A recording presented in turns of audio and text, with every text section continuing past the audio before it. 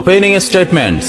Milord, আসামি mobile দেখা ছাড়া কিছুই খেতে চায় না, সারাক্ষণ কার্টুন দেখে এবং গেমস খেলে। আসামি সম্পূর্ণরূপে মোবাইল আসক্ত। Objection milord. Objection overruled, you may proceed.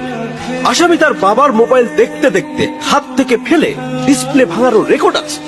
মহামান্য আদালতের কাছে আসামির সর্বোচ্চ শাস্তি আজীবন মোবাইল নিষিদ্ধ করা জোর দাবি জানাচ্ছে।